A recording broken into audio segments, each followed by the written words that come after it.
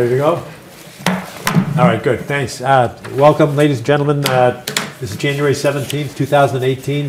This is the meeting of the Milton Conservation Commission.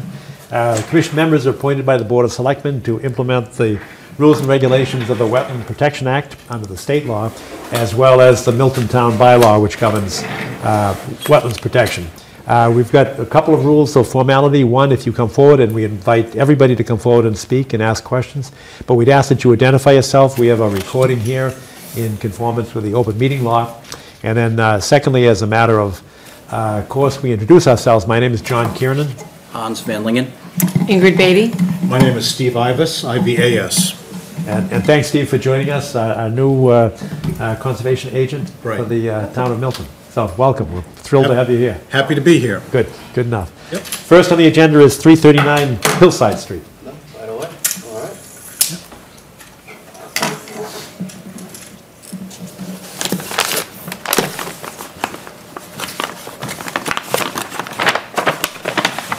Use the chairs. That'd be great. Might be easier for you. You can use the, Yeah, there's Oh, the you big got one. one in the corner there? Right there. Telling me so no one had to look too far. Although you all copy of it, I believe. Yes. All right.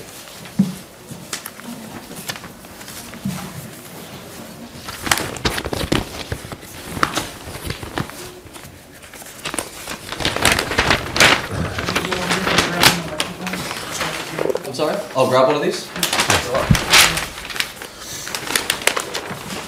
Great, thank you. Would you introduce yourself? And give us your presentation? Hello, my name is Nicholas Ling from Grady Consulting out of Kingston, and I'm here for 339 Hillside.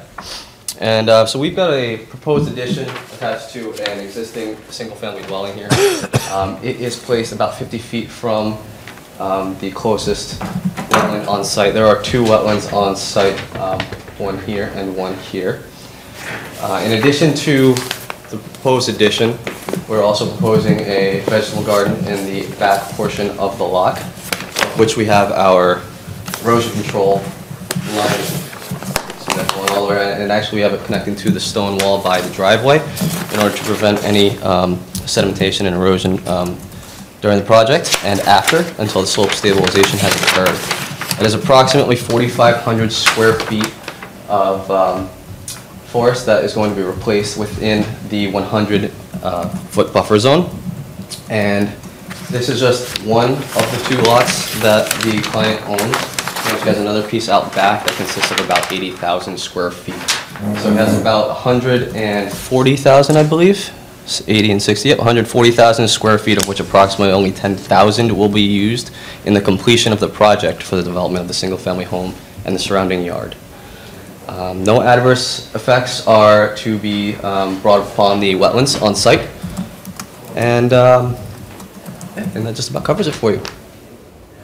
Can you help me out? I was with you until you said across the street. I don't think I said The additional parcel. The additional parcel. Oh, I'm sorry, Relative right to here. the, So this, if you'll note, this the long section here, track. this nice long piece here, This is the is parcel. also proper. in shared ownership. Straight back. Oh, I see, okay. All right. And that is all undeveloped land, is to be remaining as such for this project. And how far does the driveway that's depicted on the, at the center of the lot, how far does that driveway extend? You see the full extent, out the back, you mean? Yes.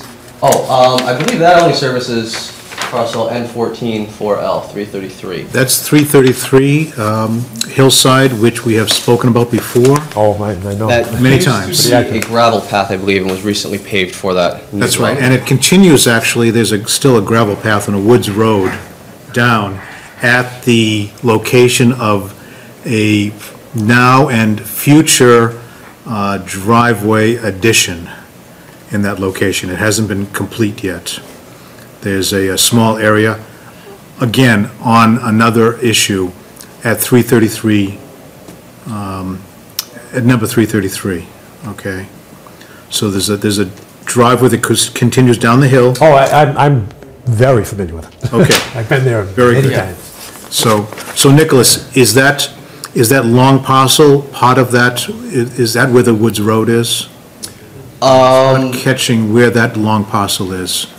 couldn't actually tell you that. I'd have to get back to you on that one. Our survey did not extend past the initial lot, since he's no developments on that portion. Thank you. Yep.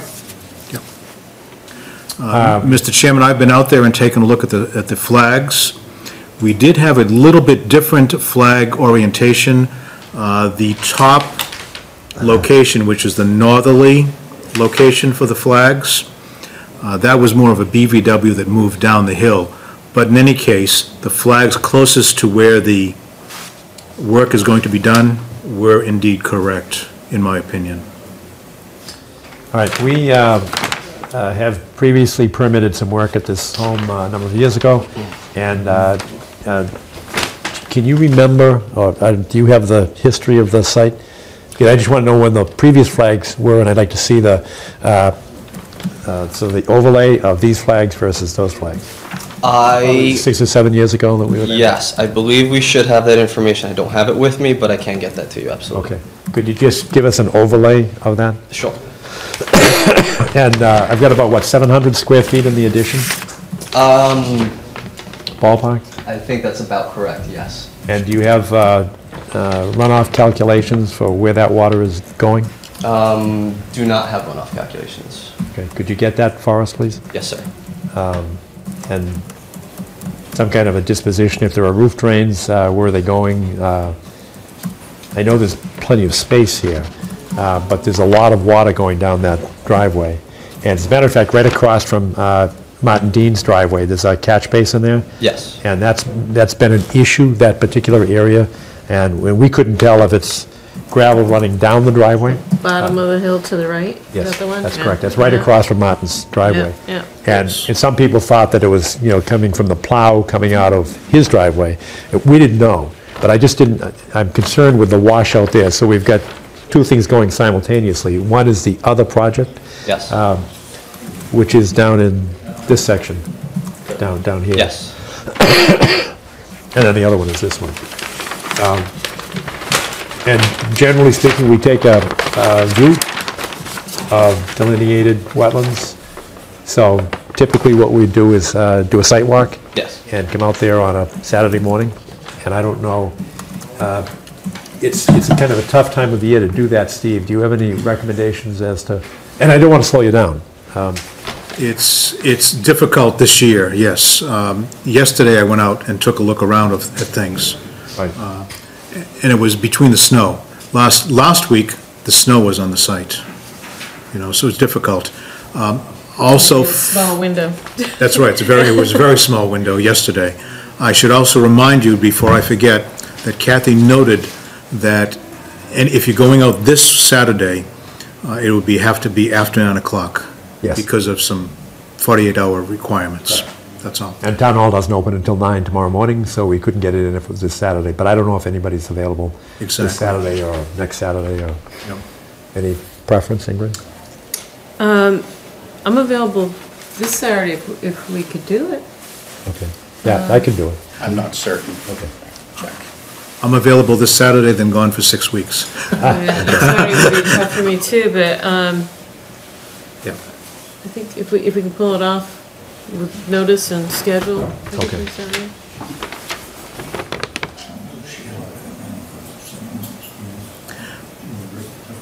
Given that I'm not frostbiting this year. If there's not too much snow, in fact, actually, we're going to have the snow disappear hopefully by Saturday, this I week. believe that was It's the gonna warm forecast, up, yes. yeah. Right, it's going to warm up, so you'll be able to see things, I think, much better than you can even today. And do you have soil samples? Did you take, not you personally, but did, who is it, South River Environmental? Did he take soil samples? Yes. I'm not certain. Okay, because if you've got soil logs, we'd like to have those. Sure. I have soil logs from the percolation test we did back when we put the septic system in, but I don't think that's what you're looking for. No, it's not. Okay. Mr. Chairman, I looked through the file, there weren't any in the file, in the larger file. I found Mr. Zimmer's sketch plan and some notes, but no soil samples. Okay. Just FYI. So John, did you say we have to, not at 8 but at 9? Yes, we can't do it before 9 o'clock, because the earliest that we can put the open notice is tomorrow morning at 9 o'clock. I see, okay.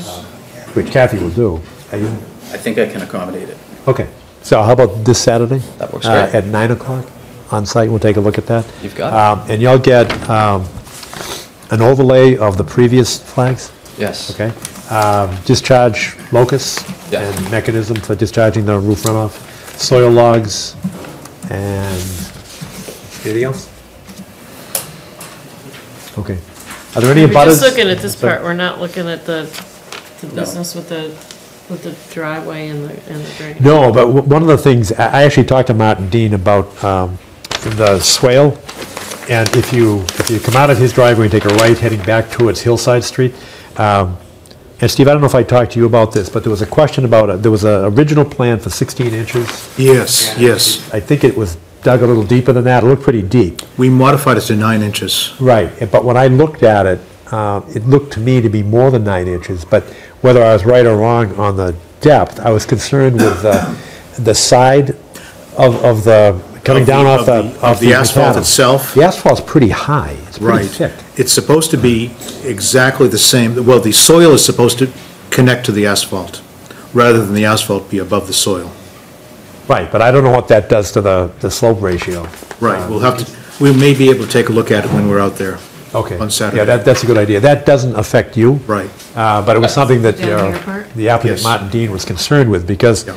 it's actually kind of a drop-off, and depends on plowing and snow, but if you missed the side of the road, I'm not sure you're gonna get out of that swale. Not easily. No, that's a pretty big drop. Yeah.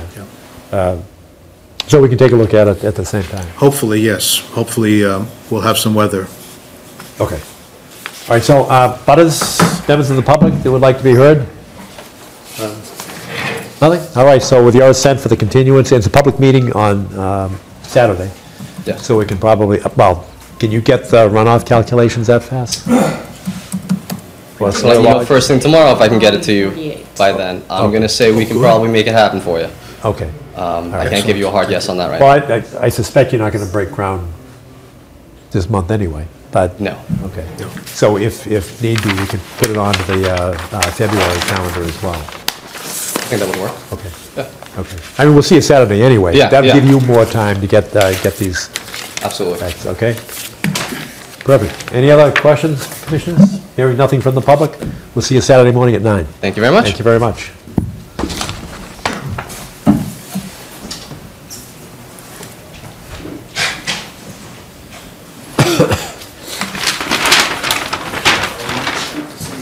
Thanks. See you Saturday. Nice to meet you. Say hi to all the Grady's. Well, actually, you may see one of them at the supposed meeting on Saturday. That's fine. Is that your cell phone? No. I will put my cell phone on there. Yes. Okay, number 2 on the agenda is amendment, order of conditions, 75 Edge Hill Road.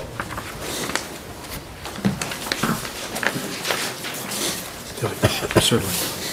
Hey, good evening, Bob. I'm Attorney Bob Sheffield, and I'm pleased to represent Cunningham Foundation. Back in the December meeting, an order of conditions was approved relating to the a filtration system enlargement, and this was recorded with the Registry of Deeds. However, it was recorded under the incorrect Mass DEP number. It was recorded under 046-0517. It should be 046-0532.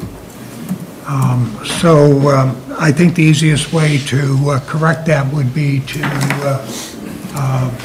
amend the order of conditions that was approved on in the December meeting to reference the correct Mass DEP number, and also to insert the provision that the order of conditions does not apply to the property on Webster Road that was subdivided last year, but is still within the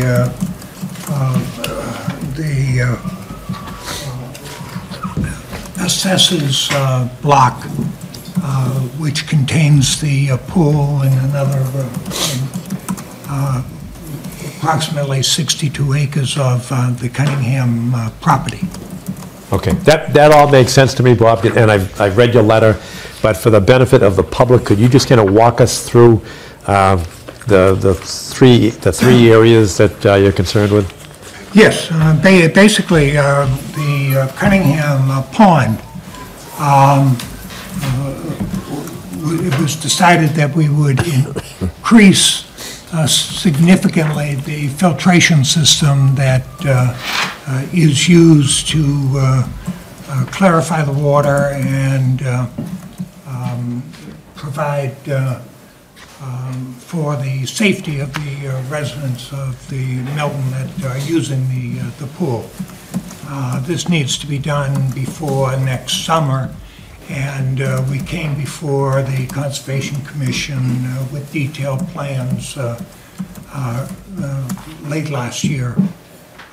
This was approved, but unfortunately, the DEP had not assigned a DEP number because the filing was made to the town, but it was not transmitted by the engineering firm to Mass DEP.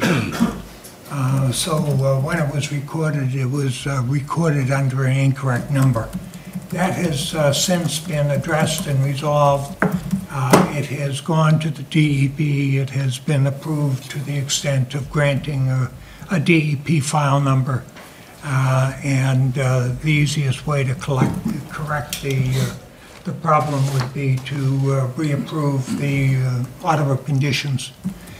The other thing is that the majority of the land owned by the Cunningham Foundation is in the assessors map. 62 acres is all under one number. And it's, map, block, and lot. Part of this land was subdivided last year, but the town engineer has not reassigned the number so that it could be considered by someone to be, that the order of conditions would be subject to this property that is going to be a site for homes. We want to make it clear that the order of conditions does not apply to that particular property on Webster Road. All right. And that all comports with my memory, and we actually took a second vote at our last meeting to ensure that the original order, which we signed on November 29th, 2017, did not apply to the Webster Road area. So you're correct. And so the only thing that's really before us is whether or not we can reissue this the order of conditions, which we issued November 29, 2017. And that we had our regular boilerplate conditions, but we also had 4 additional conditions, which were 43, number 43, that is. The applicant shall test pond water in the same fashion as previous years and submit test results to the Town of Milton Board of Health.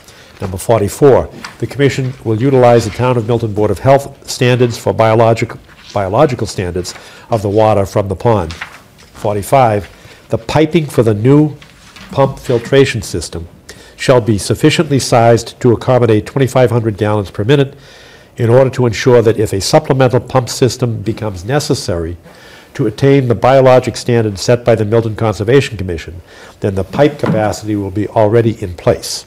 And number 46, installation of a berm on the north side of the pond is contingent on an engineered plan approved by the Commission. Do you know if that's been submitted yet?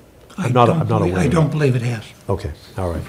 But those were the special conditions that we voted in November, and then in December, we agreed to restrict this new numbered order of conditions to exclude the Webster Road properties.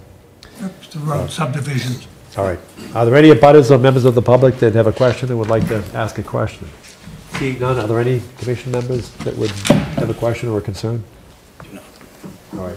So I'll entertain a motion to approve a new order of conditions, which is exactly the same as the one in my hand, dated 11/29/17, with the difference we're going to change the DEP number from 046- 0517 to 046-0532.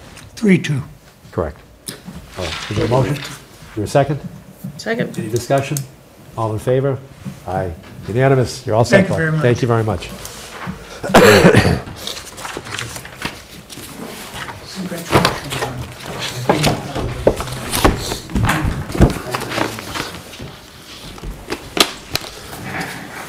Number 3 on the agenda is notice of intent 151 Woodland Road, continued hearing. Good evening. Hi, good evening. My name is Robert Hannigan. Engineer thanks. for the applicant. And at a previous meeting, you had requested numbers on the size of the proposed, the change of the building, the proposed versus what was approved under the original order of conditions, and I had given that information previously. The original building size was 2,447 square feet of roof area, and the current filing is 3,361 square feet. That's an increase of 914 square feet. Additionally, the driveway area under the original notice of intent and order of conditions was 3,922 square feet. Well, the new driveway, as configured, is 4,047 square feet, an increase of 125 square feet. As I say in the letter, the proposed in-ground pool will be 16 by 32 and have a 6-foot apron around the edge. And as I say in the letter, as stated in earlier filings on other properties, there is no additional impervious area for increased rainfall runoff, since the runoff for the pool is essentially contained in the pool area with the freeboard between the top of the water and the edge of the pool. And the apron that's proposed will be pervious, and it will consist of pavers and will be set in sand. I have some drainage calculations that you had requested to recharge. What's that total area? I know the size of the pool and the size of the apron, but I can't in my head The calculate it. total increase is 1,039 square feet. 914 to 125. Right, but with respect to, 1030. does that 4,047 square feet include the swimming pool? No. What's the size of the swimming pool plus apron? As I said, in previous filings and when you've requested drainage calculations, I have not included that in the runoff calculations, the increase in impervious area, because there's no runoff. Whatever falls on the pool stays in the pool, and the apron is pervious. So Understood. Do you know the amount of square footage? –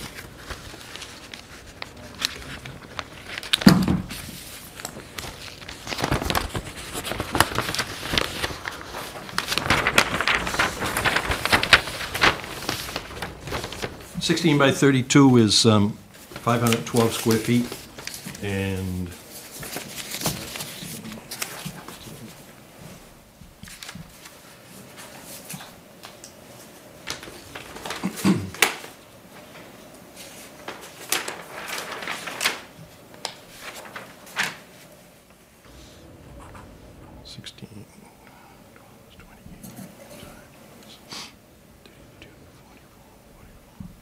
including the apron, it's 1,232 square feet.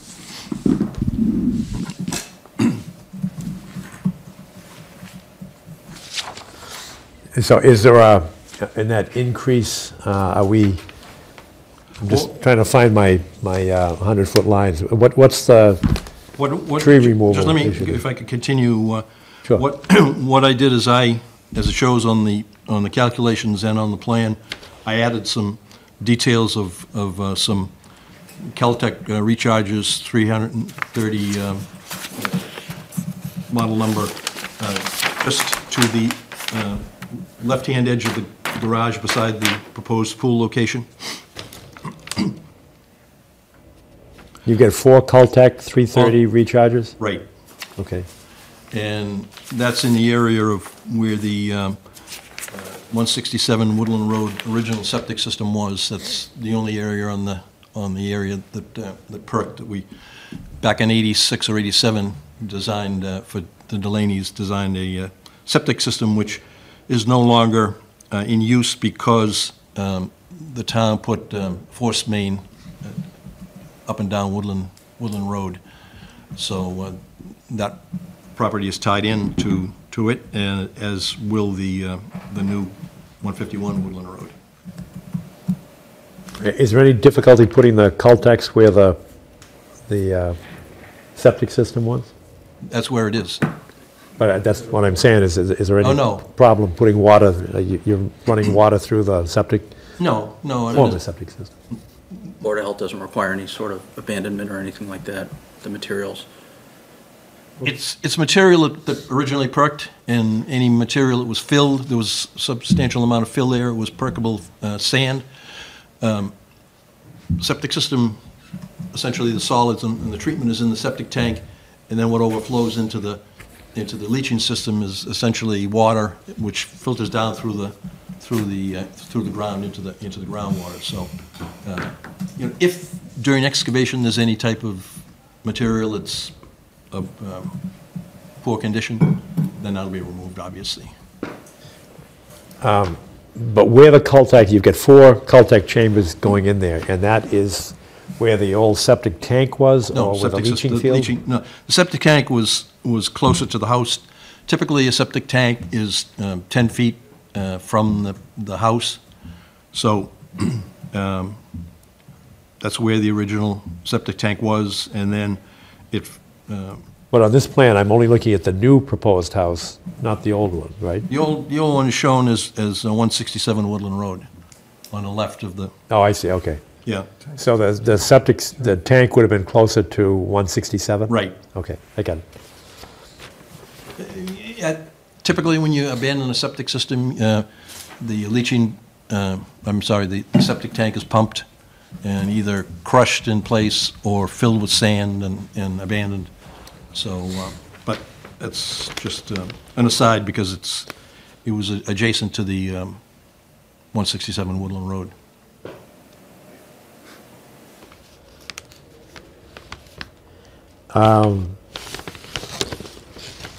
And how are those 4 Caltex that are together, how does the runoff feed into that? Where are the where are the You pipes can see coming? there's pipes, downspouts from the front and back of the garage. So it'll take a good portion of the roof, up to 1,800 square feet, and flow by gravity into the inlets of the Caltech rechargers. You can see on the cross section on the upper left-hand corner, there's pipes on the top of the rechargers. They're set in sand with 6 to 12 inches of cover on top. All right, but we've got 4,047 square feet. The increase over what was approved prior, It was 914, right. well, 914 plus 125, so it's 4,047, but my question is, out of the 4,047, I thought you just said that the 4 Caltech chambers accommodate 1,800 square feet. it can, yes, yeah. So where does the rest of it go? The rest of Increase is 1,039 square feet of impervious area.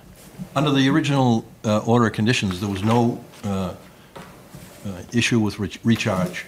There was no item to recharge, there was nothing on the plan to recharge.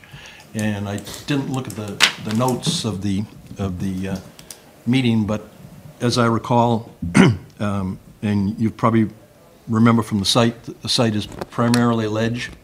There's a lot of ledge there, and where there isn't ledge, excuse me, there's the wetlands areas. So my discussion at the time was that the essentially, there wasn't much you can recharge, number one, and number two, whatever runoff was generated, increase in runoff was generated would go into the wetlands, either in the front or on the side. All right, and is there a, I mean, as we're expanding, we've gone up about 1,000 square feet, so we're now at 4,047. We've got another 1,232 square feet where the pool and apron goes. Is there an impact on the trees that are still sitting within our jurisdiction? That is, have you done a tree survey as to what No. additional trees are coming out? No. So, one other thing I want to mention is that, while, yes, while the pool's open.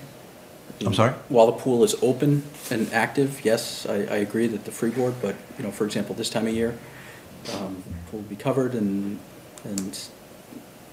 or frozen, and so during the melt time, that's not quite the case, that it's accepting any runoff.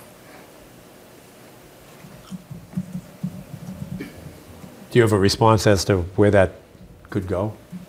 The apron is going to be pervious, I can add a couple more recharges, but it's, as I said previously, it's almost a moot point in this site because, as you may be aware, remember that the site is primarily ledge. Where it isn't ledge, it's the wetlands areas, so any runoff, increase in runoff, it wasn't an issue at the earlier, under the original order of conditions, notice of intent and order conditions. Right, but this is different, and it's much bigger. And I'm just concerned that, and I know you'd be concerned as well, as to where's that water going to go? And because it's ledge, is it going to go back towards the house? Is it going to fill the basement? Is it going to go down into the wetlands? Where is it going? I can see the grades. It would be graded away from towards the rear yard, which is considerably lower. There's a great slope there, or towards the wetland area on the right-hand side.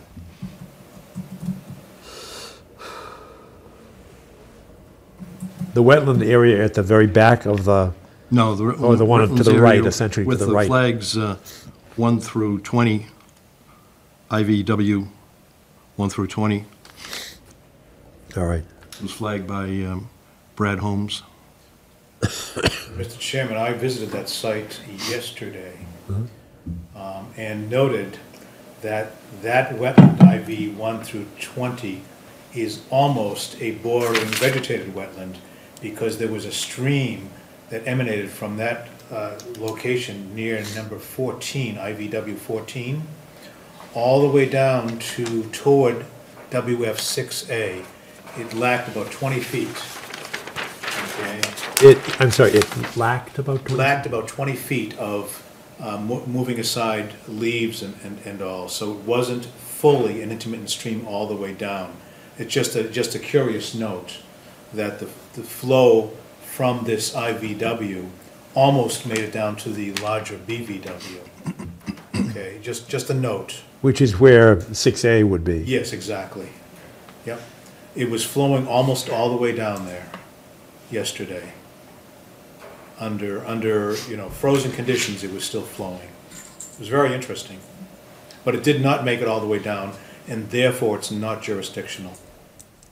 Just for your information.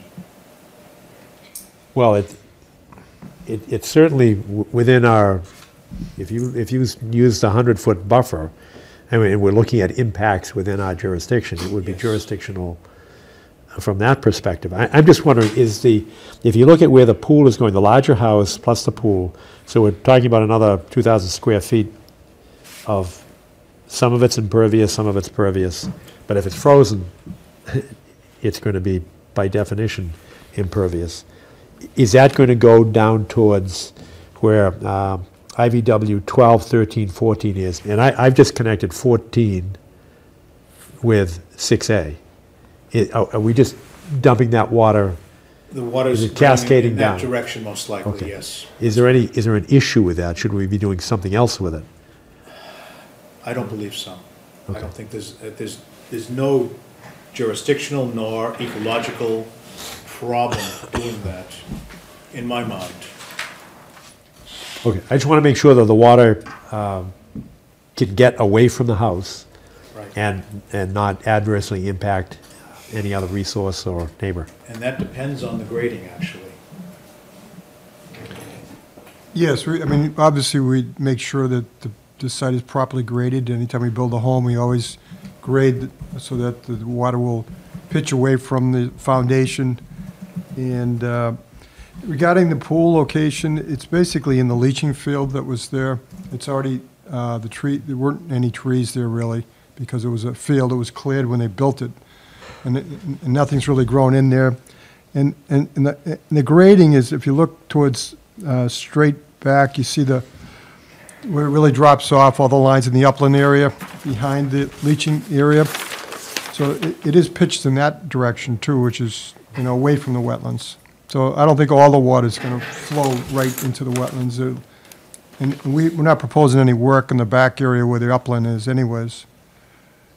We're only proposing what's on the plan.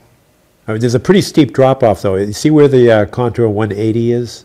Right, Right where it says assesses L624E. right. And if you look to your right and you drop down to where wetland flag 5A and 6A are, there's a pretty significant drop there, isn't there? I think it can, from that 180, I think it continues to drop a little more. That's really not It's- part of the area that, The slope is less there than it is from 180 toward the house. Yeah, it's actually pretty flat there. There is a gradual out. slope, but it does slope down to the back wetland area. Right. But it's relatively flat compared to most of the other parts of the lot. What's the height of the proposed landscape wall along the pool? let's see now. It varies, let's see now, let me just check here.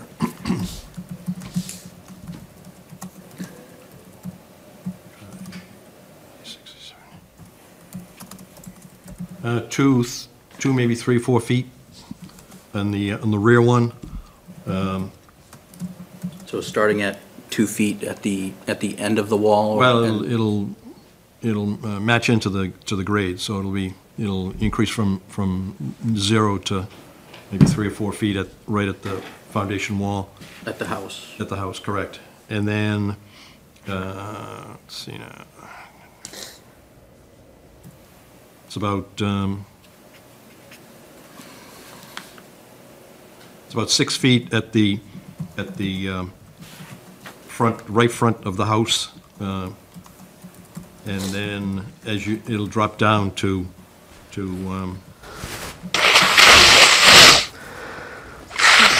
about 3.5 feet, where it makes that sharp bend in the front between wetlands flag IVW 2 and, say, wetlands flag 9A duplicate in that area, in the right front. And then it's about a 1.5 or 2 feet as you come across the front of the 151 Woodland Road by WF 11A.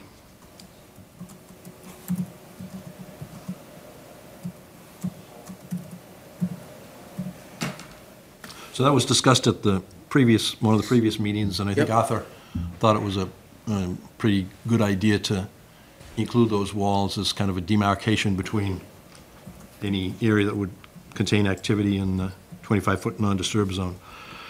Excuse me.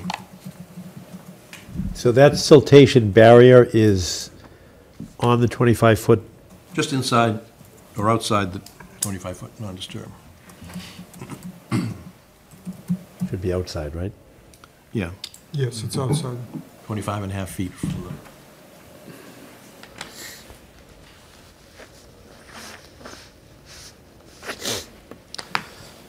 the... So, and I'm not nitpicking here, because I think I heard you correctly, but you've calculated the 1,800 square feet of the garage area going into the Cultex, and the remaining 2,000 odd square feet, where is it going? I'm sorry? It may not, where is the rest of the roof runoff going? Just as typically most runoff from roofs go, to the front lawn, to the side yard, in the landscaped area, in front, and on the, Yeah, that's my question. Do you need any Well, if that- crushed stone reciprocal? Yeah, Mr. Chairman, I was thinking, in that corner where the retaining wall is the highest, where he's trying to maintain somewhat a level area across the front of the house, you know, we're gonna have to bring some soil, and then we could put crushed stone trench that we could run the downspouts into, so it would dissipate the runoff evenly behind the wall. or we could duplicate what we have proposed to the rear of the left side Yeah, of the put garage. Caltech. In the Couple front, Caltech. if you prefer. I actually don't have a preference other than what works best. Do you have a preference, Steve? I do not, no. Ron? The Caltex will require maintenance over time. Yeah. Crushed stone won't. And I would prefer, if I was doing it for my own Yeah. project, I'd prefer the crushed stone, Okay. That's fine. frankly. So can you add that to the plan? I can indeed, yes.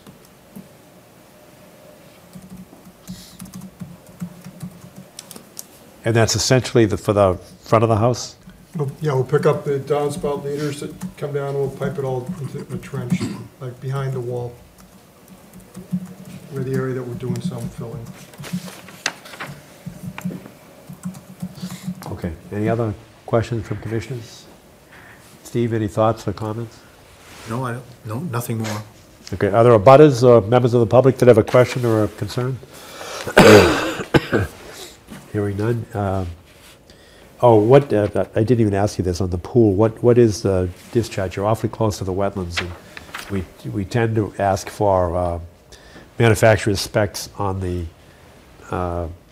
filtration system for the pool because we don't want back charge going into the wetlands. Right, exactly.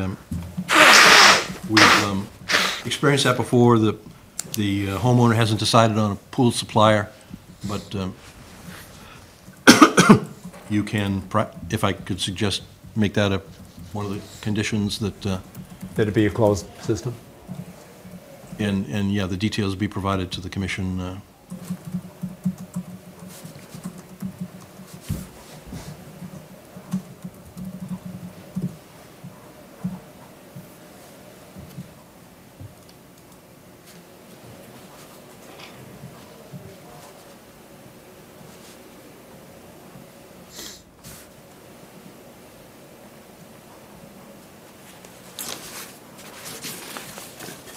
Steve, did you get that last one? That's been an issue for us over the Oh, of course. many years. Oh, We just don't yes. want the discharge. So if it's a closed system, we just want to make sure that that's Right, in one of our special conditions. yes. And I don't have any preference, but if we put in there a condition that the homeowner shall submit the manufacturer's specs for the approval of the Conservation Commission. I don't really care which system it is, as long as it's closed and there's no discharge. Anything else? Ingrid, anything for you? All right. Is there a consensus to issue a order of conditions with these? You've got Bob, you've got calculations for us that show that 1,800 will fit into the 4 Caltex? Yes, they're attached to one. Okay. There's 2 sheets here after the cover letter. Okay. And then we've got the addition of the crushed stone trench for the leaders from the front of the house. Yes. And you're okay with the height of the retaining wall? Yeah, I mean, they're pretty close to where the edge is gonna be. You know, I mean, you've only, it's some Sorry? pretty close tolerance between the bottom of the wall and the silt fence, but, you know, provided you're, Yeah, I mean, that's kind of why I showed the silt fence right adjacent to the 25-foot non-disturb to give a little bit of area to work in. Okay. And this is the one for the benefit of the public, and Bob, you actually filed the easement across the driveway easement across the Yes. property? Yep, I submitted that earlier. All right. So with those additions, is there a consensus that we can issue an order of conditions? Got a yes? I'm good with it. Yes. I'm good with it, okay. That's fine. All right, so is there a motion then to issue an order of conditions with those special conditions, including the crushed stone trench for the front of the house leaders to accommodate the roof runoff in the front? We've got the Cultex in the back. We've got a closed system for the pool filtrations to ensure that there's no discharge of pool water into the, anywhere. But especially in close proximity to the wetlands. So moved. Second. Any further discussion? All in favor? Okay, good to go. Very good, thank you very much. All right, thanks.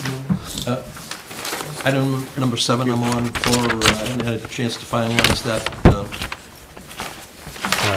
610 Brush Hill Road, I'd like to continue that till the next, Oh, sure, okay.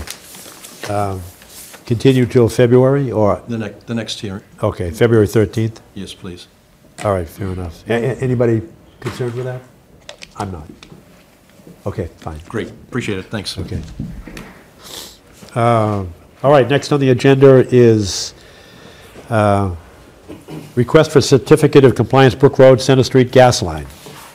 Anybody here for the gas line? Doesn't look it. Wasn't that on the last, do you have any knowledge of that?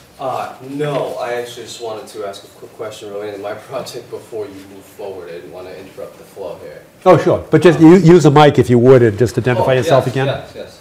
I would just like to re-inquire specifically about... Can you introduce yourself first? Oh, yes, again, that's Nicholas from Grady Consulting out of Kingston 4, 339 Hillside. My mind got a little jumbled up there at the end with a conversation about the swale off the driveway. Yes. I do recall you said did not actually pertain to our project. But I know you asked for the overlay of the wetland line with the old wetland line. Yes, As well as runoff calculation. correct, And that was all you needed? yes. Okay, perfect. Just wanted to make sure I wasn't missing anything for you. Okay, Thank you good. very much. Good, thanks for checking. All right, so next would be, we're going to have to pass on the gas line and continue that until February 13th. Number 5 on the agenda is request for a certificate of compliance, 94 Parkwood Drive. Anybody here from Parkwood Drive? Oh, we're striking out. Steve, did you go there? I did. Can you tell us anything about it? Yes, I sure can. The ground was frozen. There was no snow on the ground, but the ground wasn't stable. I looked and looked and looked for a blade of grass and did not find one. So I would suggest that the commission hold off with the certificate until it's actually stabilized well. I was sort of surprised. It wasn't stable, in my opinion, unless some kind of epoxy or resin had been placed on there, and it didn't look like that. You know, you can stabilize with resin. Can you? Yes. Yeah, I attended a demonstration out at, down in Rhode Island this past summer, looking at soil stabilized with resin, large piles of soil. Tackifier. Exactly. That's exactly right. It works very well. But then that precludes That precludes any growth, of course. the word right out of my mouth. It's for inclement conditions. And no is what it is. self-respecting seed's gonna germinate in that. It works, actually, but Some you can, seeds you can clearly go see when through. tackifier is applied. That's correct, yes. So I would just suggest you hold off until there's some stabilization on that particular site. Well, I agree with that, but in addition to that, do we need to suggest that they do something now to prevent any kind of erosion? Oh, the next couple of months could be significant in terms of erosion. Yes, it would be nice to have them put down something, whether it be wood chips or, straw or hay or something along the surface of that leaching field where they put the new leaching field in. Okay. Yeah. Can you add that to your notes? Because I think Kathy will be able to see your notes tomorrow, and then maybe she could write a letter to the, Yes. either Collins Engineering, they put it in, but I guess it's Barry Waldbaum that's the owner, Yes. and just ask him to do something to stabilize it, and our preference would be to have, well, I don't know, do we have wood chips? Wood chips or weed-free hay Right. is an option, or uses weed-free hay. You can always do a winter seed on top of it. That's right, winter rye, yeah. All right, can you put that in your notes, Steve? Sure. To Kathy? All right, so in addition to that, we'll continue it. We should probably put it on the agenda for February, but I don't think anything's going to happen because it's not going to stabilize until the growing season. That's right, doubtful. Okay, but we can at least track it if we put it on for the 13th. Yes. Okay, next on the agenda is conservation restriction proposed at 245 Highland Street. Hey, Ned. Good evening. Hey, Steve. How are you? Very well, yourself? Nice to see you, too. Hey, good evening. Good evening, Mr. Chairman, members of the board, Ned Corcoran with Martha Burke. Board, the commission may recall that last April, the commission voted that it would receive a conservation restriction on approximately 2.75 acres, a portion of a property that was being redeveloped by the Burke family at 245 Highland Street. Plan that was, and this was all part of a cluster development that was approved and permitted by the planning board last spring. Piece of the plan was that the Burkes would grant a conservation restriction around the exterior of the property. Judith Kemp, I think in particular, was helpful in understanding that. She lives directly across the street from the restriction. We went through, we've secured the final, the special permit last spring, and then engaged in a fairly extensive set of negotiations with the Executive Office of Energy and Environmental Affairs over the wordsmithing of the conservation restriction form itself. They are particular. They are. And I used their form, and despite the fact it took me until December to reach a yes. On December 1, I received their approval over the form of the language of the restriction, gave it to Town Council. The Board of Selectmen voted last week to accept and sign. They have signed the conservation restriction on their behalf. Tonight I'm requesting that the members here sign on your behalf, and that I would then resubmit to the Secretary of Environmental Affairs for the Secretary's signature and then recording, all in due course under the process. With that, I'll leave it to the Commission for questions that you may have on. Could you just, for the benefit of the public, really, just in sort of summary fashion, describe what the purpose of the conservation easement is and what restrictions it places on the development of the land? Sure. So this was the Burke's own parcel of property. It's about 8 acres. It's on Highland Street. It's right on the crown of Highland Street, right next to the structural steel development. And initially they were preparing, they submitted an application for subdivision approval, standard subdivision, which would have allowed them to develop 6 house lots, each 40,000 square feet plus in size. With a new main road, relocating the driveway to more of a central location on the plan. When we went to the planning board actually requested that we go back and take a second look and reapply under the newly amended cluster bylaw. The cluster bylaw, which is the same bylaw that was used out on Ford Ranch Road recently. This was the first. Ford Ranch Road was the second cluster development approved. The cluster bylaw has a couple of interesting provisions as amended 2 years ago, to encourage the clustering, and that is that 35% of the property would be dedicated to permanent open space. There would be a payment made to the Affordable Housing Trust associated with the project, and the incentive to that was that using a different calculus on lot size, you can gain an additional 1 or 2 lots on the property. So rather than a 6-lot subdivision, each lot containing 40,000 square feet, this is a 7-lot clustered subdivision. The main, the lot with the Burke's existing dwelling is approximately 40,000 square feet. The balance of the lots are really 20 to 25,000 square feet, and that the area around the exterior, which is about 36% of the lot, 2.75 acres, is permanently dedicated under conservation restriction for open space. The purpose is really to preserve that area with beautiful mature trees on the front to the right of the property, a meadow with trees on the left of the property, a stone wall that runs mostly the entire frontage of the property, other wooded and mature areas around the exterior. Its habitat, there are some owls and some other animals and birds that live either in the trees, and hawks. And so the restrictions are that it's to be left in its natural state. It can be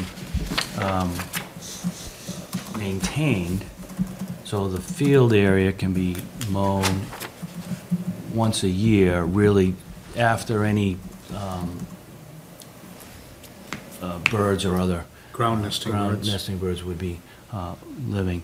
But it's a complete restriction on dumping, on just clear cutting, and it's to be left essentially in its natural state. Among the activities, the things that are, there's no prohibited acts or construction or placing of any buildings, structures, active tennis courts, anything like that, no mining, excavating, dredging, no placing or filling or storage of dumping of refuse, trash, and whatnot, no cutting or removing, otherwise destroying trees, grass, shrubs, or other vegetation. Any activities that are detrimental to drainage or flood control. You can't use it or store motorized vehicles in it. You can use it for passive outdoor recreational purposes such as walking and nature study, but no real active activity. So those types of things are intended to really to preserve what's there. There is there are utility structures within. So on the front there is a detention basin to the left of the driveway as you enter that will feed across underground to a Cultec system to the right side that will then any overflow will discharge into the town's drain system, and there are underground sewer and water lines that come through as well, but those are, underground. They're there subject to the condition of the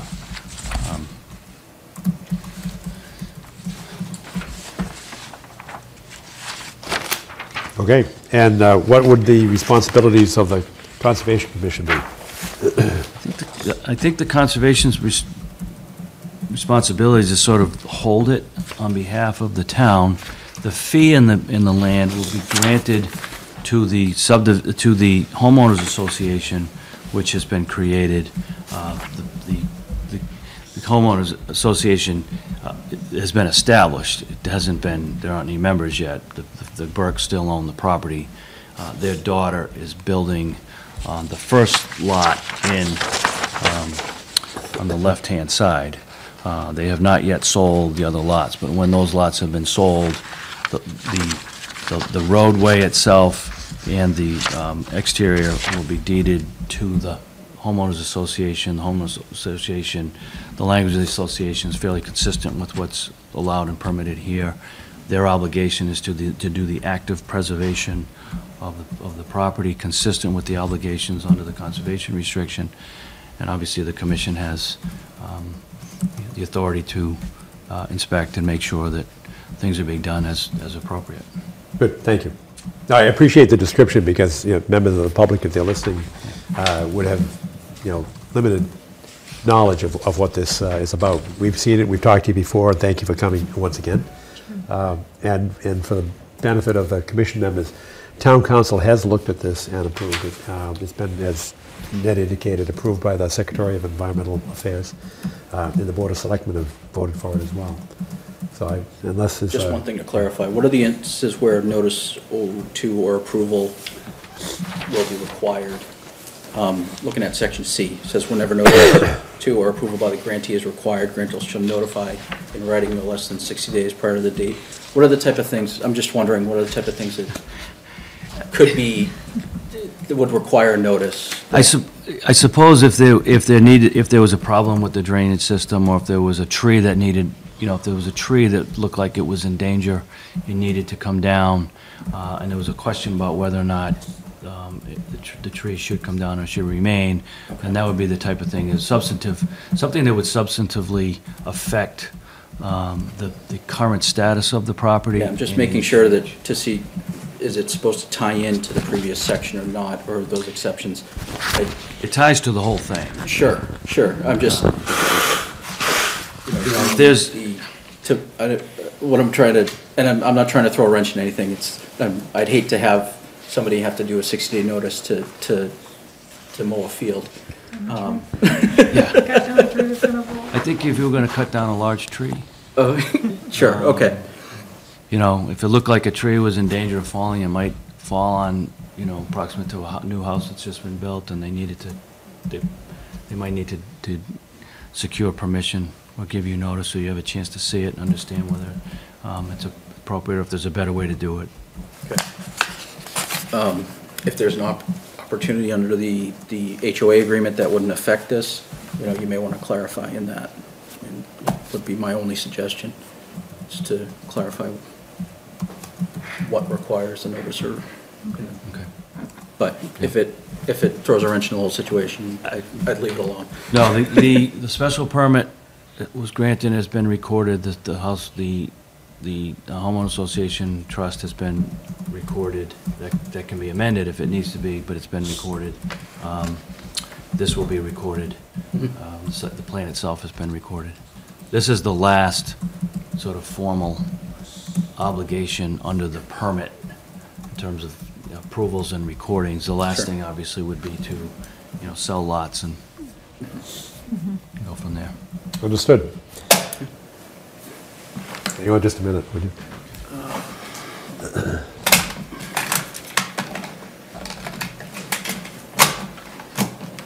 Good. I don't see anybody here, but are there members of the public that would like to be heard or ask a question?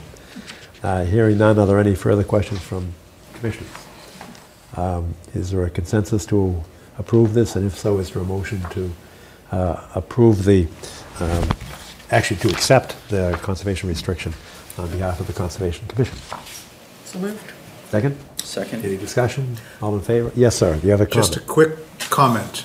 I spoke with Mrs. Burke earlier tonight and asked the question, how will the owners of this properties understand where their properties end and this combined property start?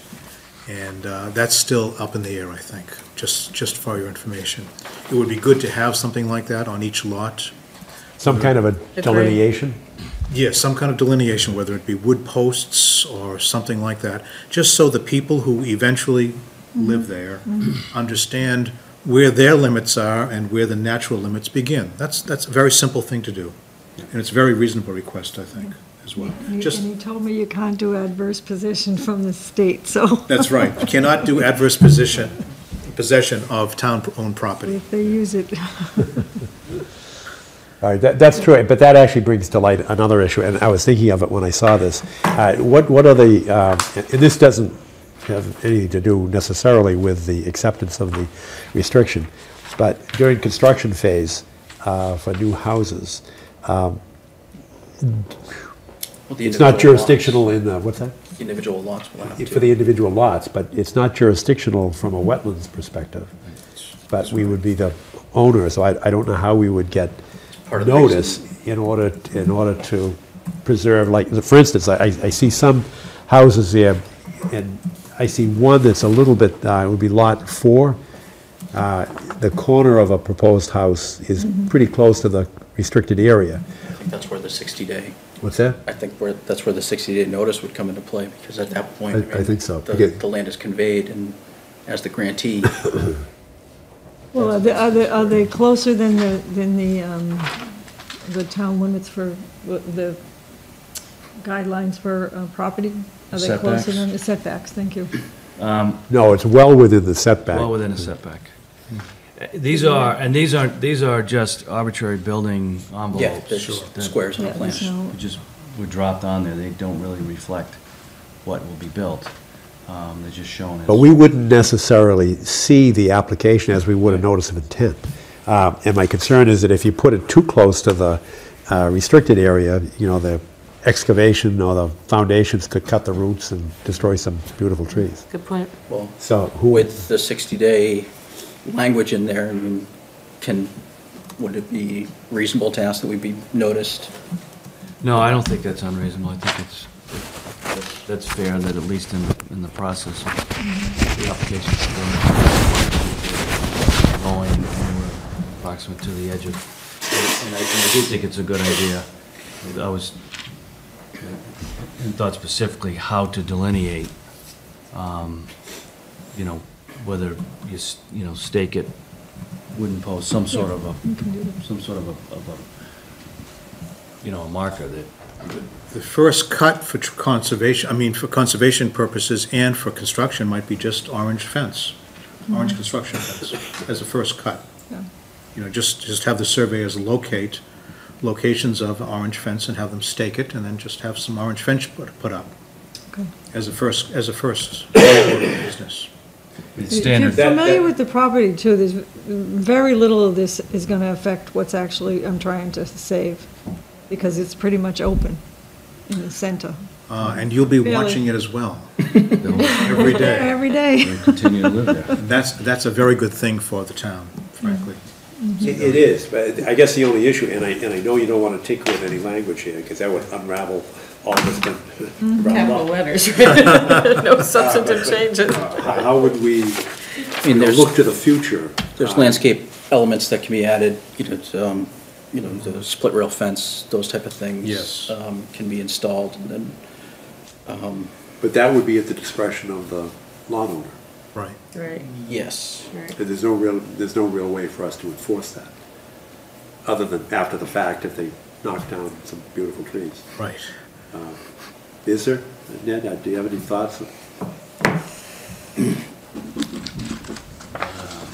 Well, you can, So I'd just recommend caution in that, because if you're gonna put any monuments or signage as to demarcate the edges, they might want that included in the CR. So,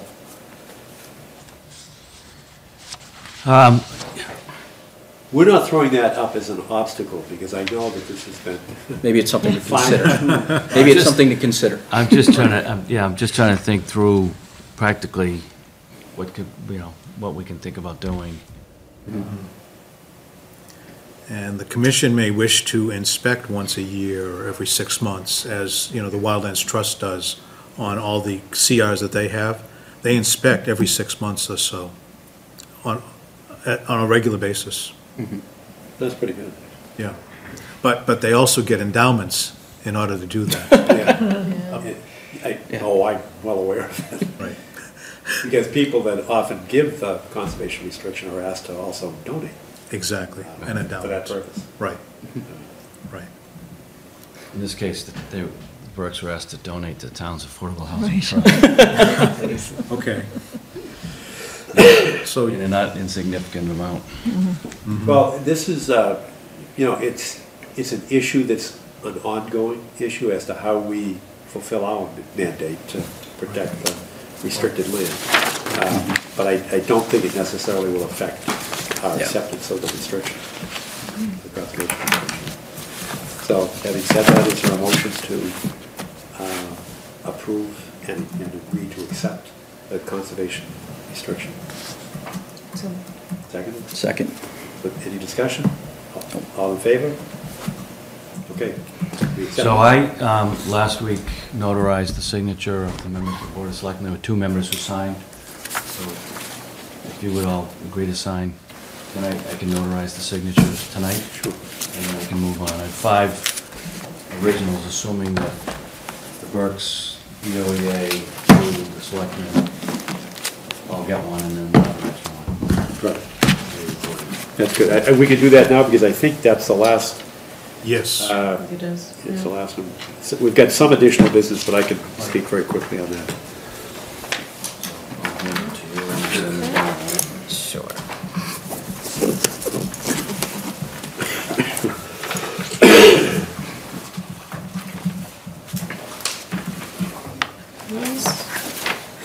It's a long process, wasn't it? It's a long process. I wasn't prepared for how long it would be. no good deed goes unpunished. That's right. Yeah, That's right.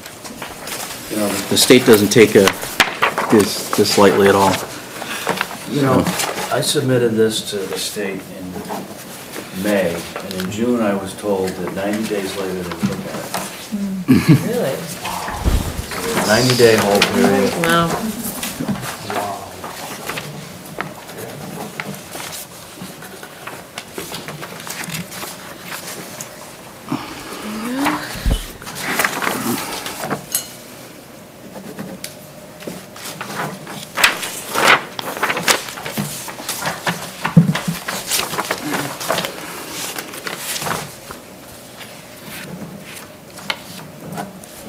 There you go.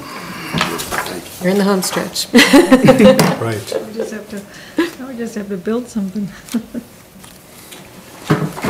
You are, sir. Thank you very much. All right, good. Thank you. All right. Thank you. Thank you. I better Good luck be with beautiful it. one. Good luck with it. And keep a careful watch. Okay. I know, you have a careful watch across the street. I see. That's right. Yeah. Take care. Right, Certainly. for our public, that completes our agenda, except for additional business, and with respect to additional business, I just want to bring up that I think we've all received information from John Cronin in terms of both deeds to the Conservation Commission and conservation restrictions to the Conservation Commission. And I had invited him to our next meeting, which will be February 13th, to come in and just from an informational point of view, describe what those restrictions are and where the properties are located.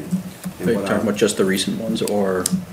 Yes, well, To summarize in the recent ones. the recent ones, Generally, okay. but most of that which was within the Milton Land Trust went to the Wildlands Trust. Saw that. And he can Yeah. describe that. There were some relatively smaller parcels and restrictions that are coming to us. The rationale is, as Steve just said, is that the Wildlands Trust has the administrative staff to actually monitor Maintain. what's going on Yeah. and to maintain. And we don't have that capacity. But it made good sense for the Milton Land Trust to put the bulk of their holdings into the Wildlands Trust. But John Cronin and perhaps the others, the trustees of the Milton Land Trust, it's Ted Winkle and Peter Jeffries. And John, I don't know who among them, or perhaps all of them will come and just give us a description of what they've given to us and transferring the responsibility to us. That's the additional business. Anything else? Any other additional business? Hearing none, is there a motion? Yes, sir. Just an announcement that I'm here. Yes. Yeah, that's big business. That's big business. And I'm willing to listen to you in terms of your priorities, et cetera, and work on whatever the commission's top priorities are Okay. in terms of, for the future.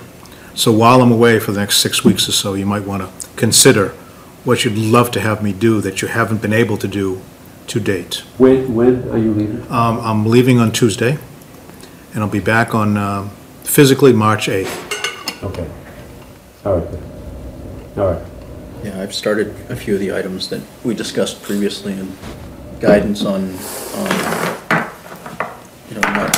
not official language on the tree, shade tree, or the, Shade tree advisory committee? yeah, the mitigation, so a sort of guidance document that we can provide, maybe that's something you can assist Sure. with to, I'd be happy to. okay. Because, I did have a request from an engineer in the DPW, I believe it was, to look at the Wendell Street project and make some recommendations. That's to drop into tree boxes, choice of trees in that area.